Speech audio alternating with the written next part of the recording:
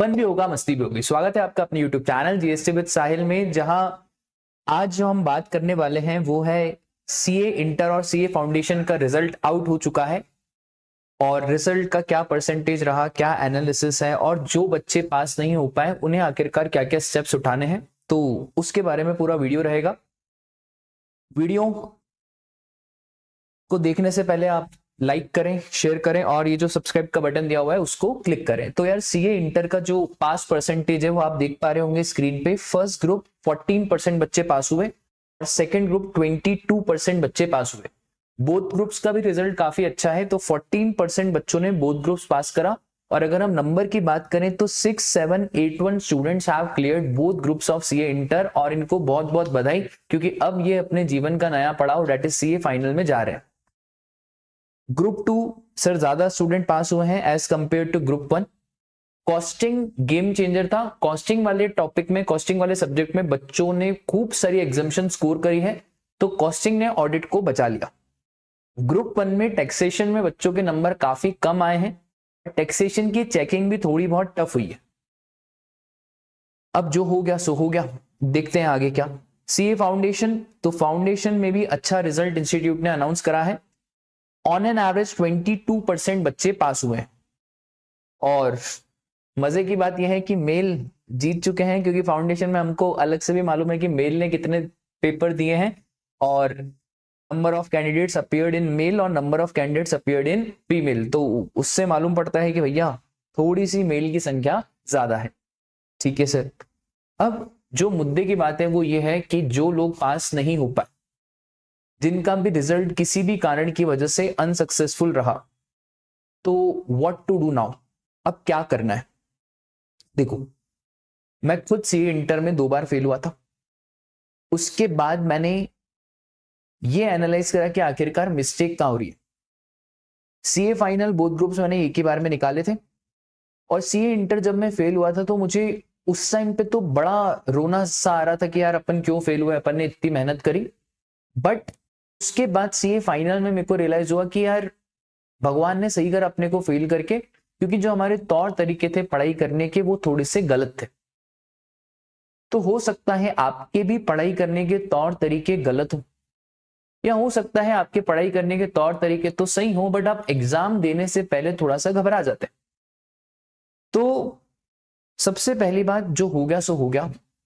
आपको भी नहीं मालूम है, मुझे भी नहीं मालूम है कि आपके जो किस्मत है उसमें क्या लिखा हुआ है। Never know what's written in your future.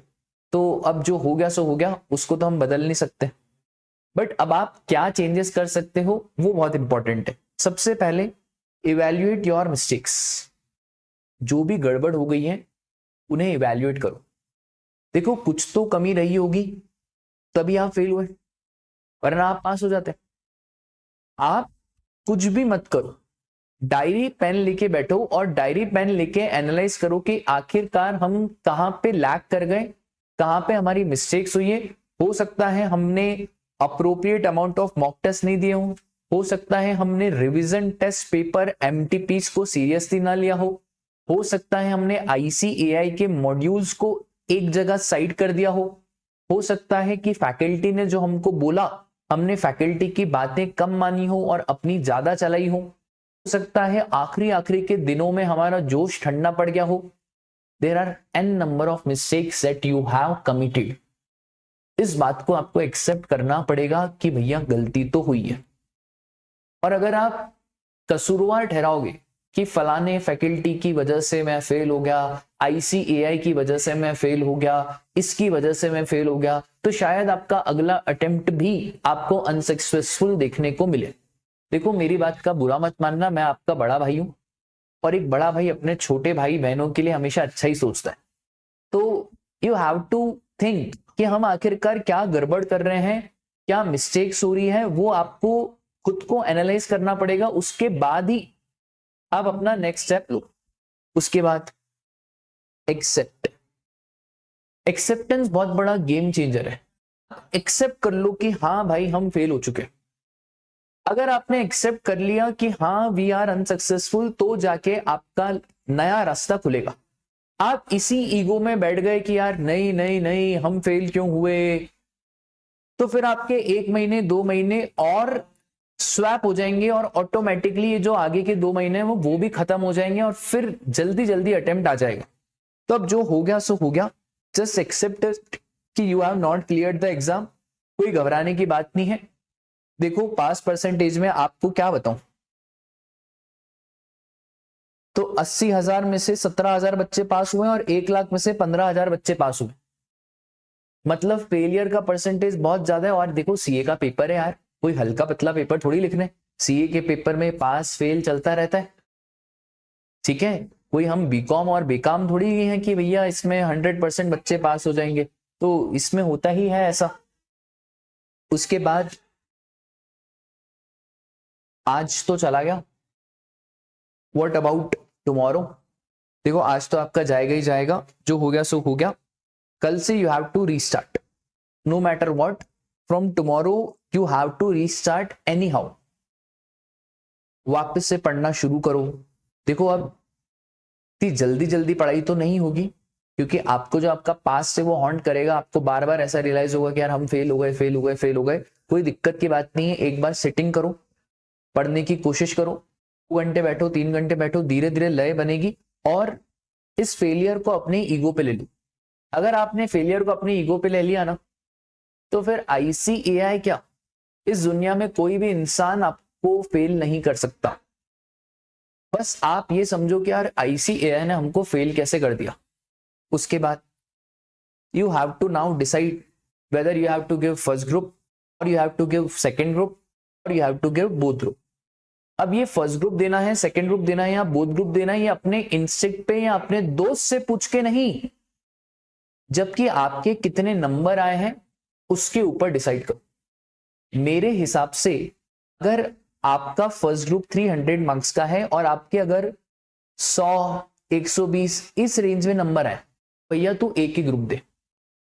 But अगर आपके फर्स्ट ग्रुप में 300 में से सपोज करो 145 आए, 146 आए, आप 2-3 नंबर से एग्रीगेट में रह गए हो, आप बोथ ग्रुप ट्राई करो, आप पास भी हो जाओगे।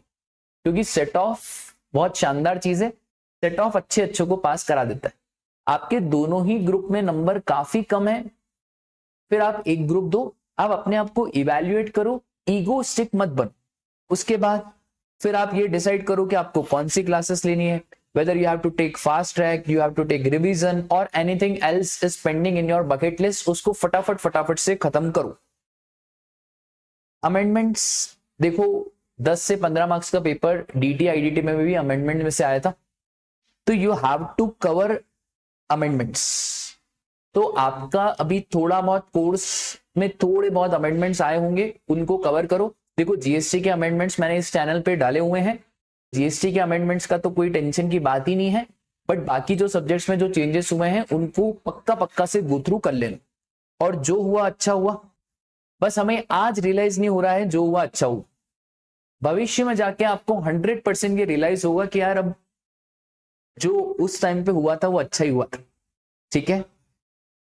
तो आप कुछ कर नहीं सकते बेटा। बहुत सारे बच्चों का मेरे पास फोन आया कि सर रीवैल्यूएशन पे डालें, कॉपी को RTI से मंगवा लें। देखो ये सब तामझाम करने से सिर्फ मन को संतुष्टि मिलती है। 100 में से कोई एक बच्चा होता है जिसका रीवैल्यूएशन में मार्क्स चेंज होते हैं, बाकी तो 99 बच्चों के मार्क्स चेंज नहीं होते। तो अगर आप अपनी कॉपी को रीवैल्यूएशन पे डाल भी रहे हो, तो एक चीज का बहुत ध्यान रखना कि रीवैल्यूएशन के भरोसे मत बैठ जाना, आप वापस से पढ़ाई शुरू कर देना। फिर अगर किस्मत में हुआ तो आप रीवैल्यूएशन में पास हो जाएंगे, बट रीवैल्यूएशन के भरोसे बैठने का नहीं है। मैंने बहुत बच्चों को देखा है, वो रीवैल्यूएशन करवाते तो हैं और फिर बोलते कि नहीं भाई 1 मार्क्स बढ़ जाएगा, 2 मार्क्स बढ़ जाएगा, और फिर उनके पास टाइम बहुत कम बचता है, क्योंकि रीवैल्यूएशन आने में भी इंस्टीट्यूट कम से कम 30 डेज लगा देती है, तो आपके वो 30 दिन तो खराब हो जाएंगे ना। तो रीवैल्यूएशन के भरोसे बैठने की जरूरत नहीं है, ठीक है। जो हो गया सो हो गया। भगवान को बोलो हे भगवान थैंक यू, आपने फेल करा। ऐसा इसलिए बोल रहा हूं क्योंकि पहले जब तक आप एक्सेप्ट नहीं करोगे ना कि आप फेल हो गए हो, तो आगे का स्टेप उठाना बहुत मुश्किल है। जस्ट एक्सेप्ट हो गया ना, इसमें भी कुछ अच्छा होगा। हर चीज जो परमात्मा करवाते हैं उसमें कुछ ना कुछ अच्छा रहता ही है। वो आपको आज रियलाइज नहीं हो रहा है, 2 साल बाद 5 साल बाद रियलाइज होगा। तो कोई रोने गाने का नहीं। आपने भले बहुत मेहनत करी हो, राजा मैंने भी सी इंटर में बहुत मेहनत करी थी, मैं फेल हो गया था, कोई दिक्कत की बात ही नहीं है।